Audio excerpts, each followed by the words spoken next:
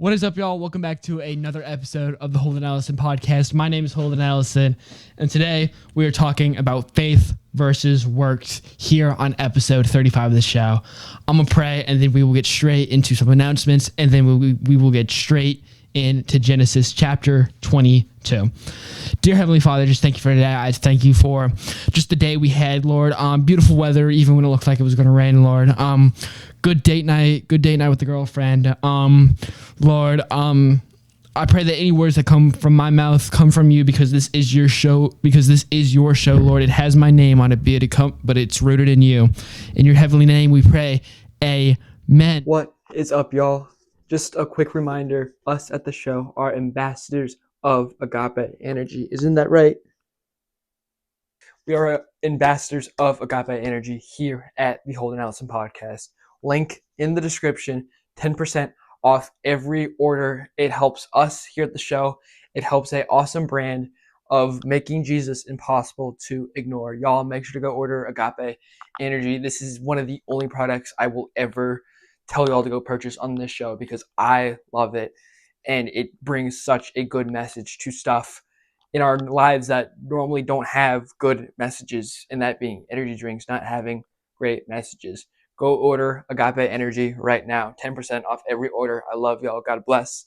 Enjoy the rest of the video. Like I said, we are in Genesis chapter 35, and just like post-editing me said, Agape Energy, 10% off every single order with promo code Holden Ellison. 10% off every order, not just your first one, every order, 10% off every item. Go check out Agape Energy. Great brand, great company, helps us here at the show and helps them over there. Genesis chapter 22. Let's dive into it. So we're talking about faith versus works. And when I was looking at this episode, this is what I thought.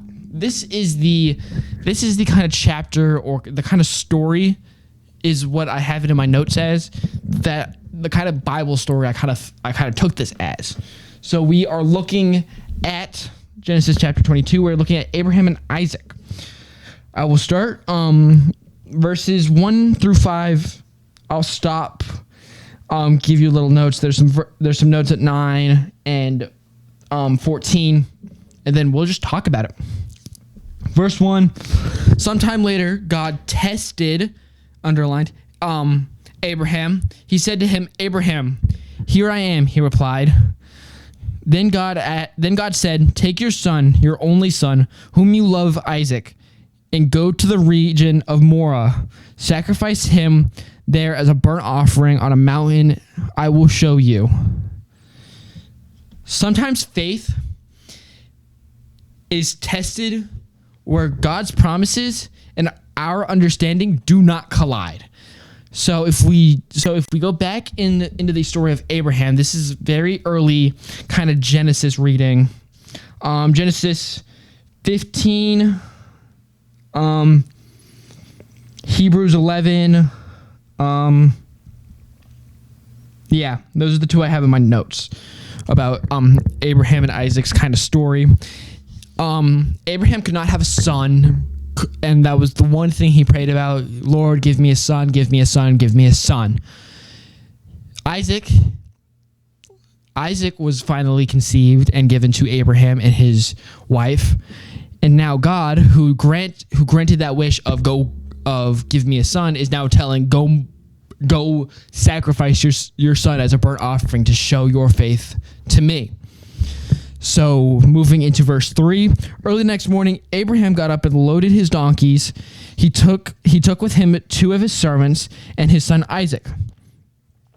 When he had cut enough wood for the burnt offering, he set out for the place God had told him about. On the third day, Abraham looked up and saw the place in the distance. He said to his servants, "Stay here with the donkey while I and my boy go over there. We will worship, and then we will come back to you."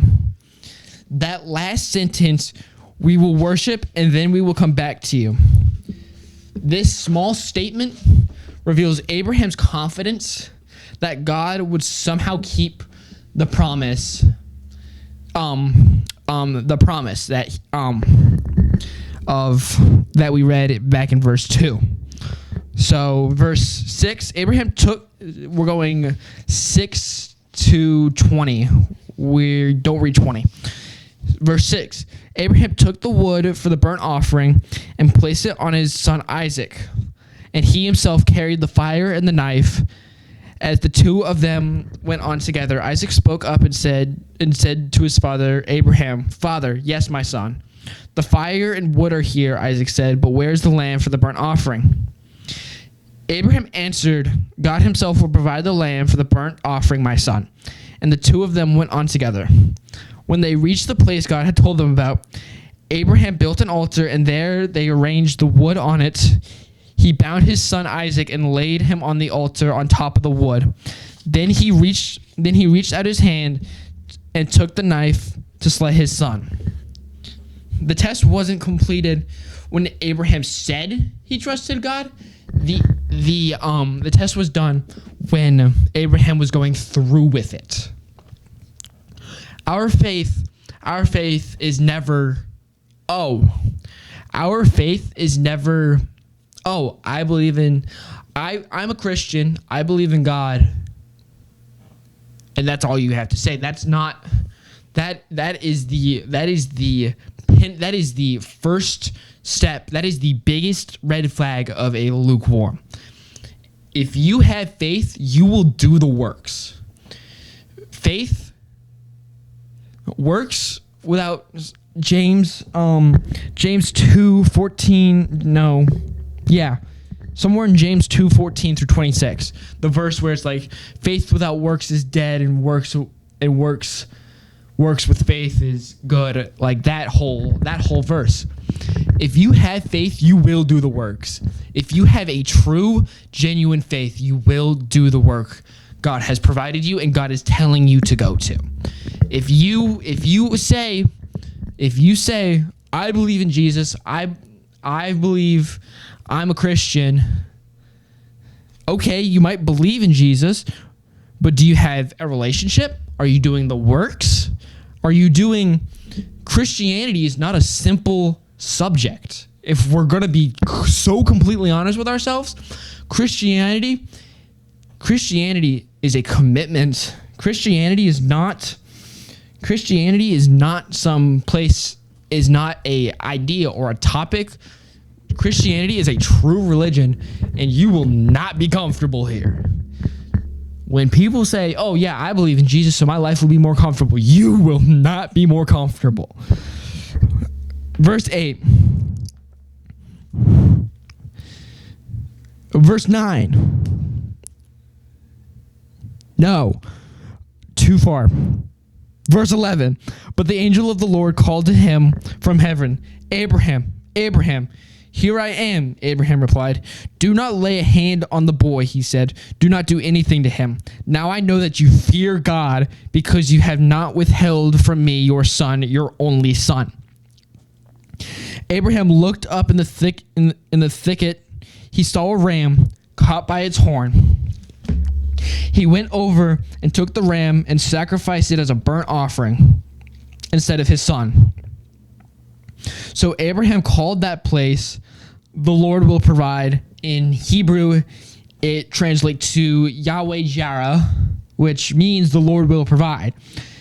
And to this day, it is said, "On the mountain of the Lord it will be provided." The angel of the Lord called to Abraham from heaven a second time and said, "I swear by myself, declares the Lord, that because you have done this and have not withheld your son, your only son, I will surely bless you and make your descendants as numerous as the stars in the sky and the sands on the seashore. Your descendants will take possession of the cities of their enemies, and though your offspring, all nations on earth will be blessed because you have obeyed him, because you have obeyed me." Then Abraham returned to his servants, and they set off together to Beersheba, where Abraham stayed in Beersheba. So some things, I don't have a pen with me. Thank you. One thing I really liked here that I know, verse 12, I know that you fear God because you have not withheld from me your son, your only son. Fear in God is such a powerful thing.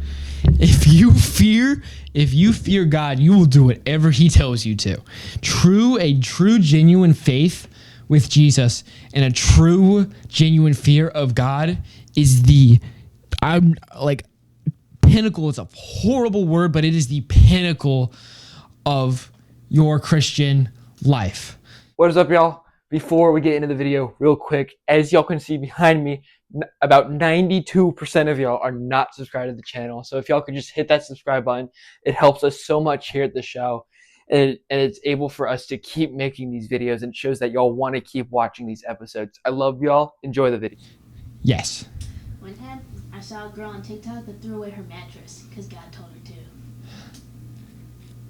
Because she committed lust on it. So she threw it away.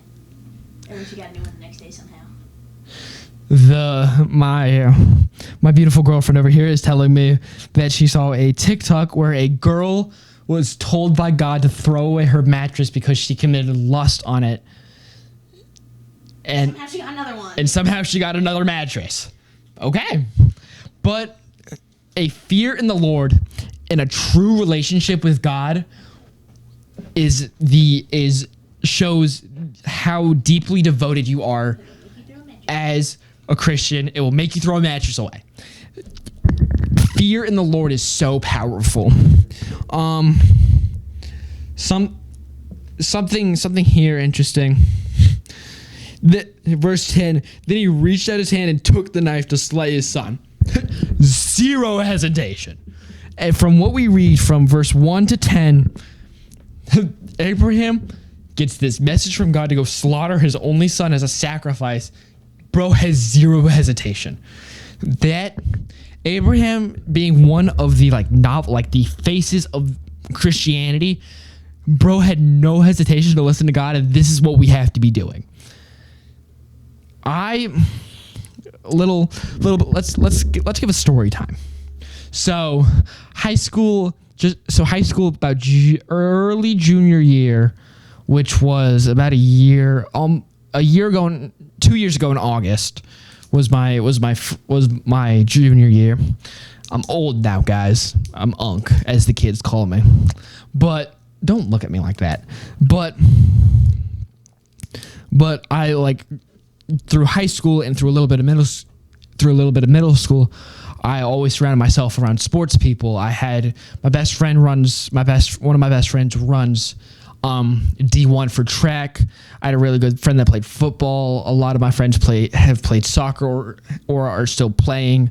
Some of my friends are going D1 in a lot of sports. So I've always kind of been around kind of sports. If y'all don't know, I am not athletic at all. I am twigs on bones. I am tiny. I am scrawny. So I never got to play sports, but I was always surrounded by these people. So I always wanted to go into something sports related. For a long time it was sports management, so like office work, so like scouting, general managing, something around there. And then more towards going into my senior year, it was a lot of media, sports videography, photography, and social media. Because I've been doing social media since 6th grade. I was on Twitch for a long time. I did a lot of YouTube for video games back in the day. But I always did it because I wanted this to be a career. Entering the beginning of my senior year is when the podcast started. And my love for social media kind of sparked back. So I always want to do something in sports photography or something around that route. And then I'm at this like kind of worship night kind of thing, and the Lord puts in my heart,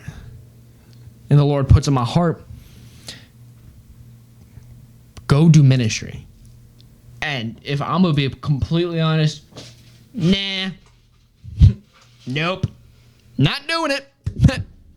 I got my plan set. I'm going to this school. It's this much. I'm going to do this, and this. And that's my plan.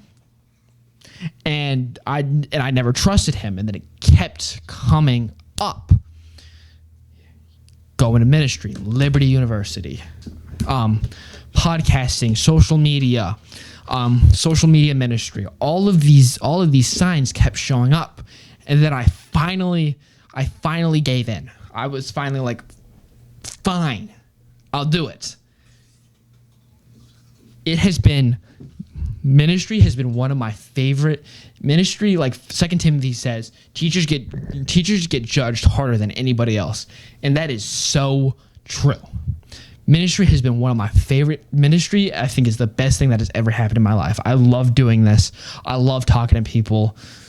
I love all of this type of stuff. I love Jesus, and I love that I get to do this. But it has not been easy. So I had the faith. I wasn't putting in the work. I did not want to listen to what God had commanded onto my life until constant signs kept getting brought up. And then I finally did it.